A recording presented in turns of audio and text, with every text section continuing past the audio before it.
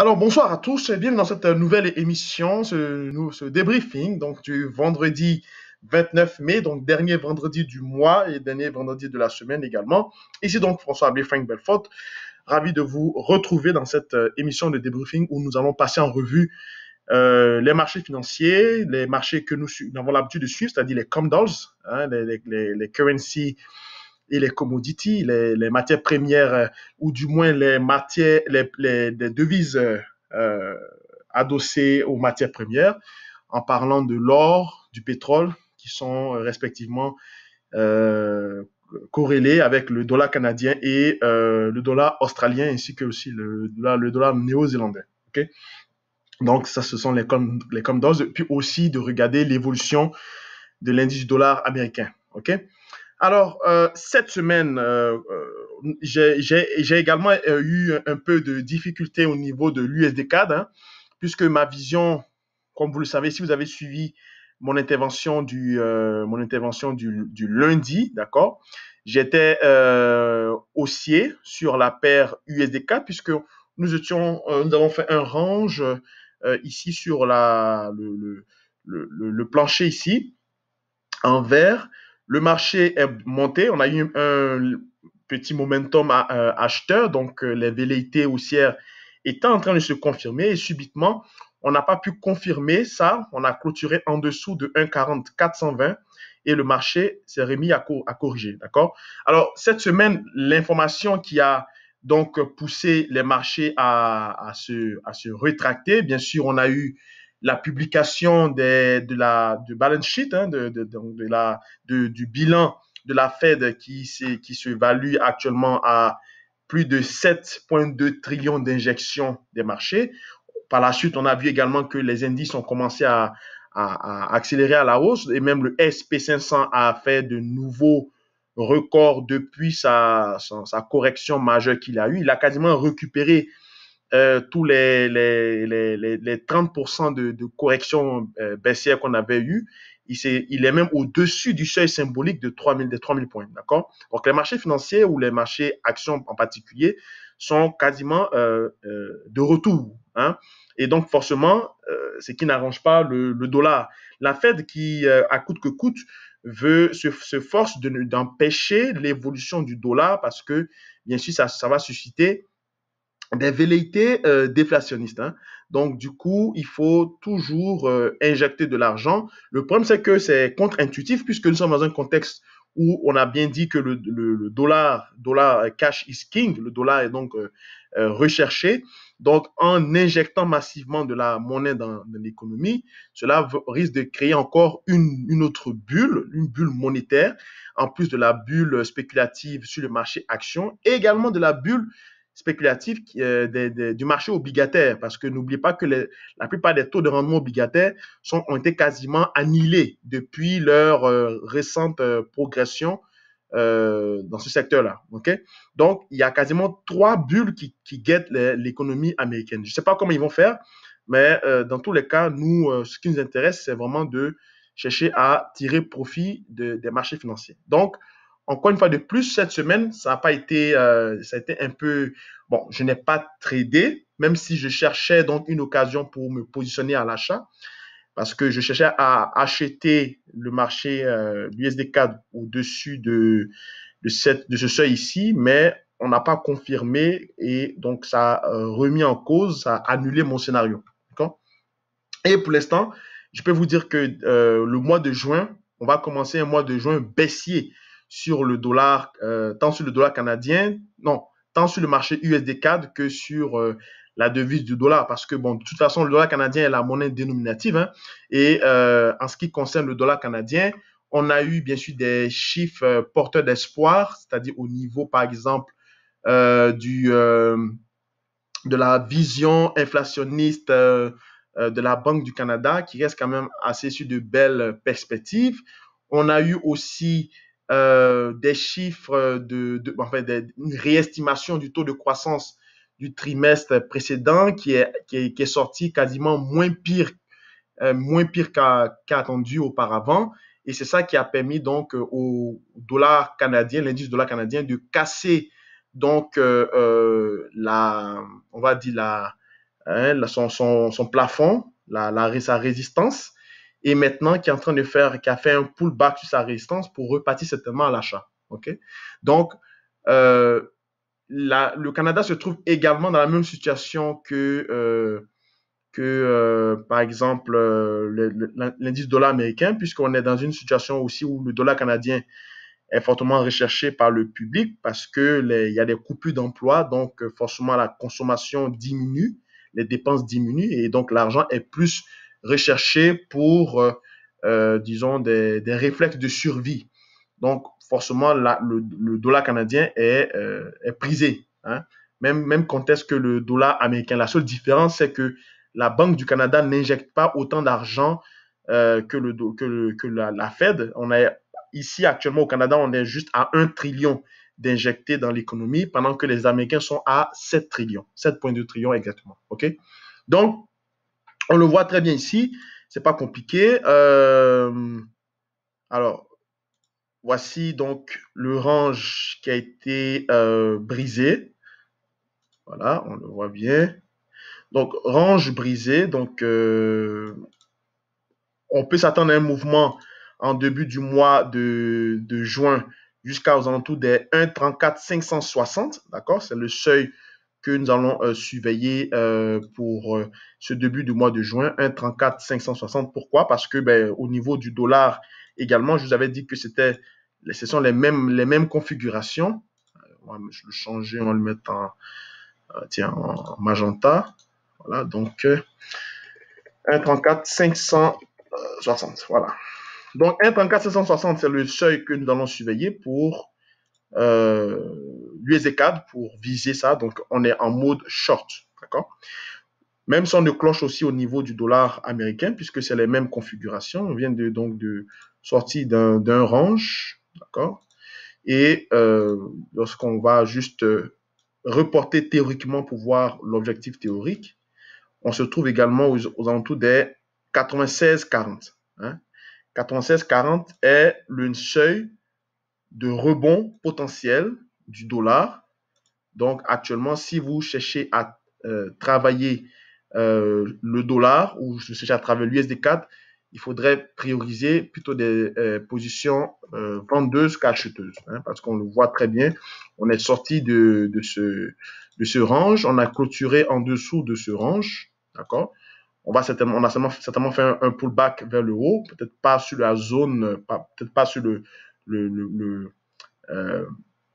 le plancher, mais à peu près aux alentours, et on va viser donc ce seuil. Il y a comme ce qu'on appelle souvent, que les traders aiment beaucoup, qu'on appelle le vacuum zone. Hein. Vacuum zone, c'est-à-dire c'est la zone où il n'y a pas d'obstacle technique. C'est une configuration qui est très prisée chez les traders institutionnels. Donc, je prioriserai des positions vendeuses ou bien une position vendeuse pour aller viser le seuil des 1,34 560 quand le dollar américain, lui, sera donc en posture pour aller viser le seuil des 96,40. Vous voyez bien, on est sorti du canal, on a fait une petite correction acheteuse ici. Et donc là, c'est le short pour viser ça. Parce que actuellement, on a une grosse injection de liquidité au niveau de la Fed, d'autant plus que les velléités inflationnistes ne sont pas également au rendez-vous, donc l'or aussi corrige.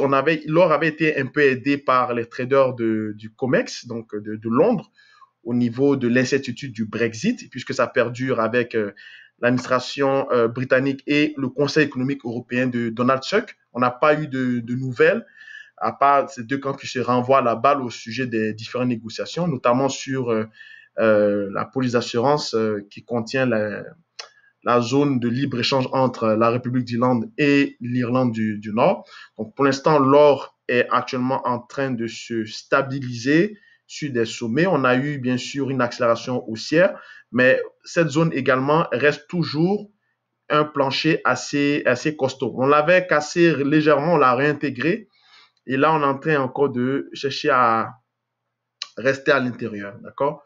Pour l'instant, c'est maintenu comme ça. Au niveau du pétrole, le pétrole, je vous avais dit également que tant qu'on ne remplit pas ce gap ici en mauve, je ne crois pas que le pétrole soit de retour, puisque les dissensions demeurent toujours au niveau de l'OPEP, entre les deux syndicats, le groupe de Vienne et puis le syndicat de l'Agence internationale de l'énergie.